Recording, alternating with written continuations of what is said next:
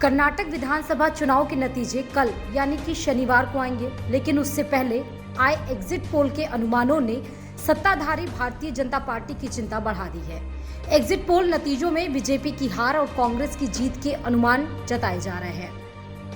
सभी चैनलों के एग्जिट पोल के मुताबिक कांग्रेस को सबसे ज्यादा 122 से लेकर 140 के बीच में सीट मिलती हुई दिखाई पड़ रही है, तो वहीं बीजेपी को 62 से लेकर 80 सीटों पर सिमटी हुई नजर आ रही है।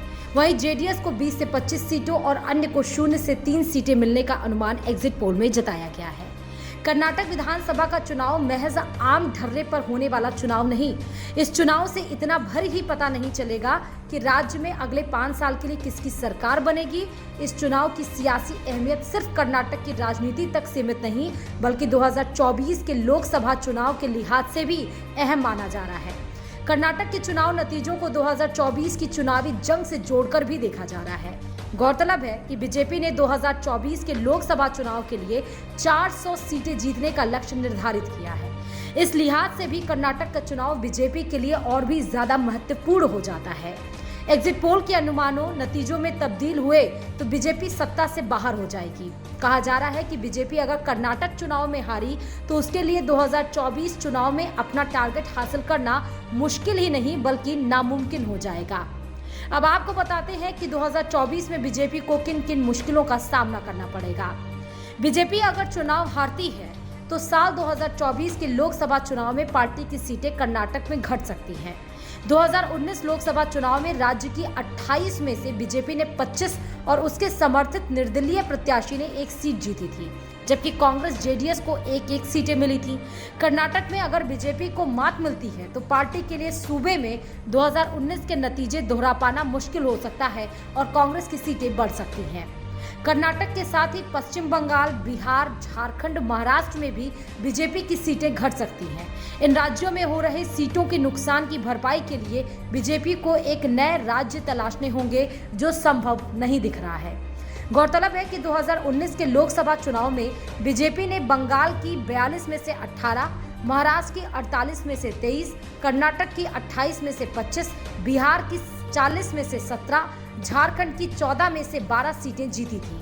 5 राज्यों की कुल 172 सीटों में से बीजेपी ने अपने दम पर 98 सीटें जीती थी, जबकि उसके सहयोगी दलों को 42 सीटें मिली थी। इस तरह बीजेपी गठबंधन ने 172 में से 140 सीटें अपने नाम की थी।